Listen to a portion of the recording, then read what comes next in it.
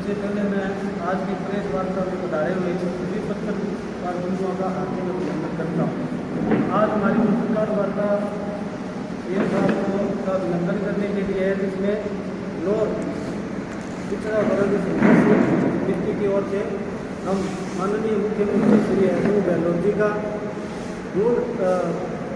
OBC आरक्षण को 21% से बढ़ा के 27% करने और अति पिछड़ा वर्ग को 6% आरक्षण देने के लिए उनका बहुत बहुत आभार व्यक्त करते हैं और अति पिछड़ा वर्ग के लोग भी अशोक गहलोत जी का बहुत बहुत आभार व्यक्त करते हैं।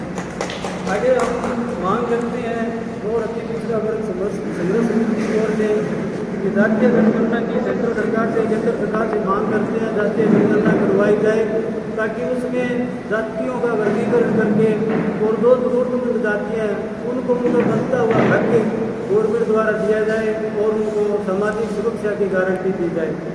और आगे हम मांग करते हैं केंद्र सरकार से राज्य सरकार से जो हमारी रोहिणी आयोग की जो रिपोर्ट केंद्र सरकार द्वारा राज्य सरकार द्वारा लागू करने की मांग करते हैं उसमें जातियों का वर्गीकरण करने संबंधी उनका जो प्रस्ताव है वो सरकारें दोनों लागू करें और उन्हें हमारे जननायक नेता राजधानी के यशस्वी मुख्यमंत्री श्री अशोक गहलोत जी का इस निर्णय के लिए हम मूल ओबीसी अति पिछड़ा वर्ग समाज उनका बहुत बहुत हार्दिक अभिनंदन करते हैं। जय हिंद जय भारत। आज इस प्रेस कॉन्फ्रेंस में सभी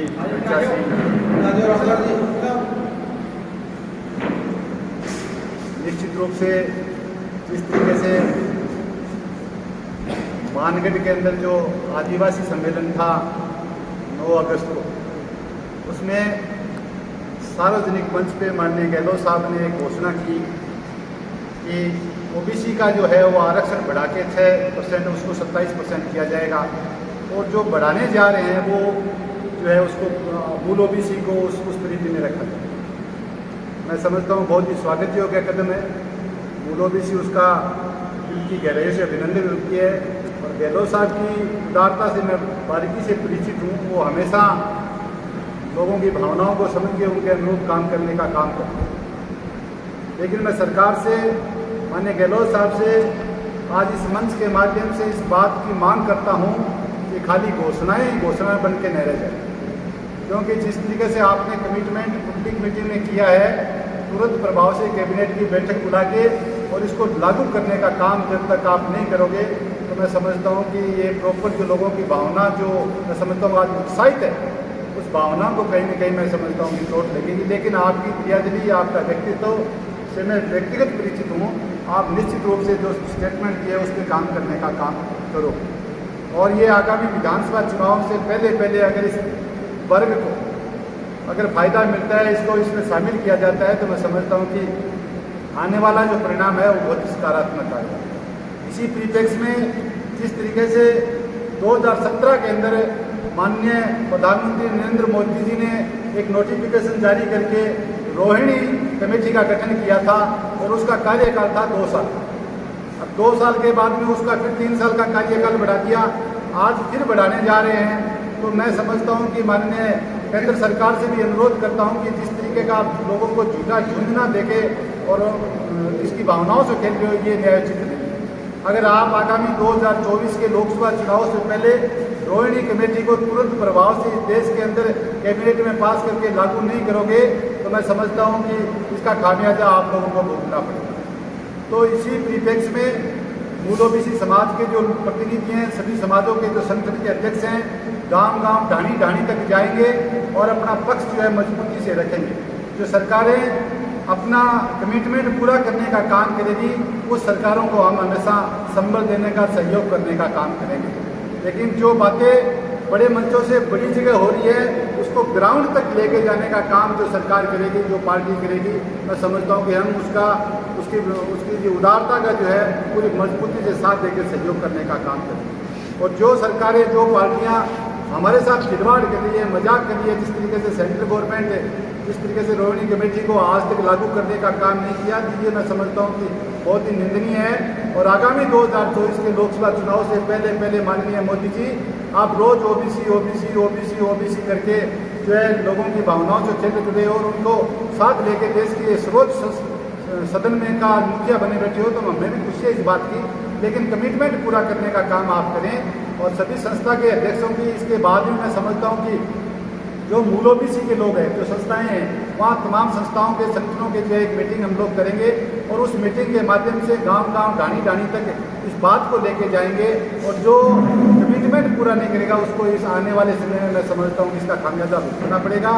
और आज मूल ओबीसी के साथ तो जिस तरीके से दबाव के अंदर वाजपेयी के टाइम में सीकर के अंदर घोषणा हुई, उस टाइम में माननीय गहलोत साहब मुख्यमंत्री थे और उस मुख्यमंत्री काल में उस चीज़ को लागू किया गया।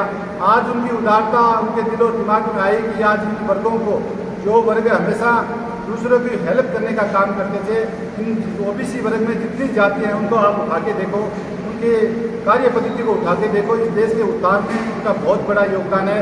लेकिन देश की सत्ता और संगठनों में जो इनकी भागीदारी मैं समझता हूँ कि 0% तक है। तो इन तमाम बातों को जो है सरकारें अपने जहन में उतार ले और ग्राउंड लेवल पर, चाहे पंचायत समिति, ग्राम पंचायत लेवल पर तक जो है इसकी जो उनकी जो हिस्सेदारी है वो सुनिश्चित करने का काम करें। आपको नहीं लगता कि ये घोषणा महज एक चुनावी साबित हो सकती है? अगर चुनावी साल में होगी, आज मूल ओबीसी वर्ग उत्साहित है और गहलोत साहब की उदारता से मैं परिचित हूँ। मुझे लगता है कि उनके शब्दों में कहीं फेब और झूठ नहीं है। अगर फेब और झूठ होगा तो मैं समझता हूँ कि इसका खामियाजा आने वाले चुनाव में इनको भुगतना पड़ेगा। वास्तविक लाभ है जो 6% का, वो मिल पाएगा पात्र लोगों को?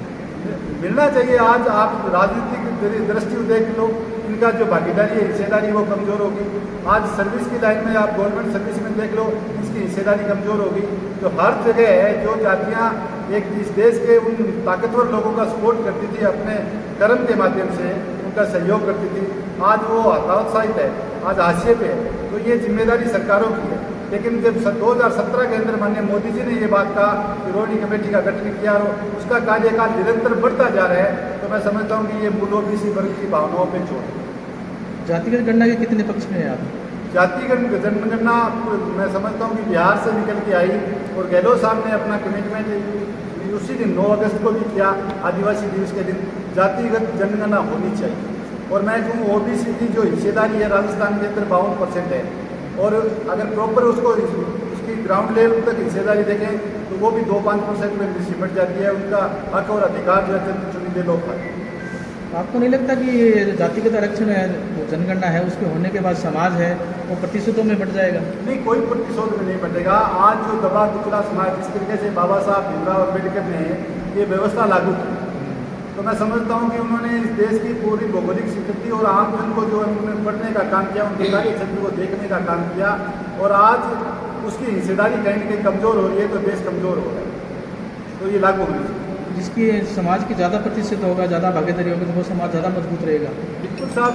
अभी देखो मैं बताता हूँ, मूल ओबीसी के अंदर जो है तकरीबन 68 जातियाँ, 68 जातियाँ हैं, 68 जातियाँ हैं। रोज 68 जातियाँ जो है वो छोटे छोटे सिस्टम में, किसी का किसी विधानसभा क्षेत्र में 5000 वोट है, किसी का, लेकिन इसका जो समूह में अगर वो संगठित होती है तो वो हिस्सेदारी बड़े स्तर पर होती है, अपना जो है भविष्य खुद निर्माण करने में होती है। लेकिन फिर भी इन लोगों का कार्य क्षेत्र इस तरीके से है कि यहाँ तक इन लोगों का विचार जाता नहीं, ध्यान नहीं करता।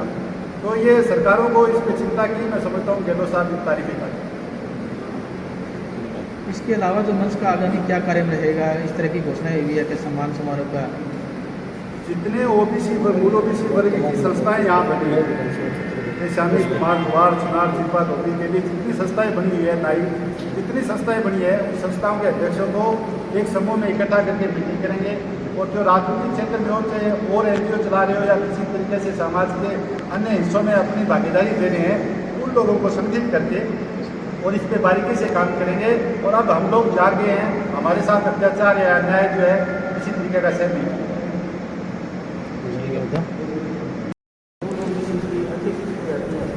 वो आगे आएंगे और उनका सरकारी नौकरियों में हिस्सेदारी होगी, निश्चित रूप से वो परिवार आगे बढ़ेगी। वर्तमान जो स्थिति है वो स्थिति नहीं है कि अति पिछड़ा वर्ग बहुत पीछे चला गया। अभी माननीय मुख्यमंत्री जननायक अशोक गहलोत ने मानगढ़ के अंदर जो राहुल गांधी की सभा हुई उसके अंदर घोषणा की है पब्लिक के अंदर 6% आरक्षण बढ़ा करके ओबीसी का 27% दिया जाएगा, जिसमें 6% आरक्षण अति पिछड़ा वर्ग के लिए अलग से रिजर्व रखा जाएगा। इसके लिए अति पिछड़ा वर्ग समाज नवगढ़ क्षेत्र का मुख्यमंत्री का धन्यवाद ज्ञापित करते हैं और ये मांग करते हैं कि इस 6% आरक्षण की जो घोषणा आपने की है, चुनाव से पूर्व उसको धरातल पर लागू किया जाए ताकि इन जातियों को बहुत सा लाभ हो। इसके अतिरिक्त ये 6% आरक्षण जो है वो राजनीतिक क्षेत्र में भी लागू किया जाए ताकि राजनीतिक क्षेत्र में जो ये जातियाँ पिछड़ी हुई है उनको फिर से लाभ मिल सके। और केंद्र सरकार से भी हम मांग करते हैं कि रावण आयोग की रिपोर्ट जो 2017 के अंदर बाहर आई थी तो अभी तक उसका नोटिफिकेशन जारी नहीं किए गए। उसके अंदर मांग की गई थी कि हम इनको 4 वर्गों में विभाजित करेंगे, परंतु अभी तक केंद्र सरकार जो है लॉलीपॉप के स्वाद पिछड़ दे रही है और मूल ओबीसी के लोगों को इसका लाभ नहीं मिल रहा है। तो हम केंद्र सरकार की मांग करते हैं कि उन्होंने आयोग की रिपोर्ट को लागू किया जाए और जातियों को विभाजन करके उनका वास्तविक लाभ दिया जाए। 6% आरक्षण अलग से घोषणा की गई, किस तरीके से देखते हैं घोषणा को? ये अलग से 6% पिछड़ी जातियों के लिए जो घोषणा की है कांग्रेस की सरकार ने, मुख्यमंत्री अशोक गहलोत साहब ने, ये स्वागत योग्य है, बहुत अच्छी बात है। इससे जो पिछड़ी जातियों को समाज में भागीदारी बढ़ेगी, इनकी नौकरी में, राजनीति में, हर चीज़ में भागीदारी बढ़ेगी, इनका मान सम्मान, आत्मसम्मान बढ़ेगा। और पर मैं थोड़ा सा ये कहना चाहूँगा कि इसको थोड़ा सा और क्लेरिफाई करें कि इसमें किस तरह से किसको फ़ायदा मिलेगा।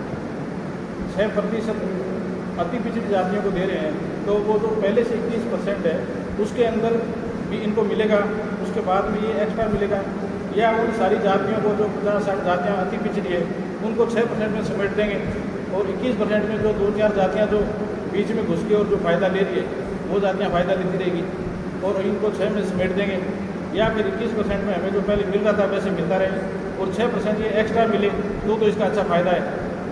इसको अच्छे से क्लियरिफाई करें। और मेरा तो सुझाव भी करें, ये कोई भी सरकार हो, कोई भी पार्टी हो, और जनता को ये जातियों को इनको हथियार बना के वोट का माध्यम बढ़ाने के बजाय सच्चे दिल से इसके समाज हित की बात सोच के और शोषित वर्ग को आगे बढ़ाने के लिए, उनको मान सम्मान अधिकार दिलाने के लिए अगर इसका 21 और 6 को 27% को इसका अगर वर्गीकरण कर दे, पिछड़ी जाति, अति पिछड़ी, अत्यंत पिछड़ी जाति, इनको इस तरह से डिवाइड कर दे तो इससे ज़्यादा फायदा मिलेगा। धन्यवाद। सामाजिक मंच यहाँ पधारे मूल ओबीसी वर्ग के गणमान्य नागरिकों व पत्रकार महोदय, जैसा कि सभी को मालूम है, आज गहलोत सरकार ने मूल ओबीसी वर्ग को एक बहुत ही अच्छी राहत देते हुए अपना जो पहले का वर्गीकरण था 21% उसको बढ़ाकर 27% किया। ये मूल ओबीसी वर्ग के लिए बहुत ही अच्छी बात है, बड़ी खुशी की बात है। मैं चाहूँगा मूल ओबीसी वर्ग के लोग इस काम के लिए मिलजुल कर संघर्ष करें, इस 6% को अपने इसको वास्तविक रूप से लेने का पूर्ण रूप से हक बनाएं। इसके लिए एकजुट हों, सभी लोग अगर संघर्ष करेंगे तो ये हमें अवश्य मिलेगा। ये मात्र चुनावी घोषणा नहीं है। कुछ लोग कह रहे हैं ये मात्र झुंझुना है, चलो झुंझुना ही समझें, लेकिन कुछ तो हम लोगों को बचाने के लिए कुछ तो दिया है। अब हम इसके लिए संघर्ष करते रहेंगे और उम्मीद है, वैसे भी मूल ओबीसी वर्ग की अलग अलग कमेटियाँ चल रही है, इस मामले में अलग अलग लोग संगठित होकर कार्यवाही कर रहे हैं और मैं चाहूँगा इसी क्रम में आगे भी निरंतर कार्रवाई करते रहें तो हम इसका सही हकदार साबित हों। धन्यवाद। बहुत बहुत धन्यवाद। उसको लागू किया जाएगा।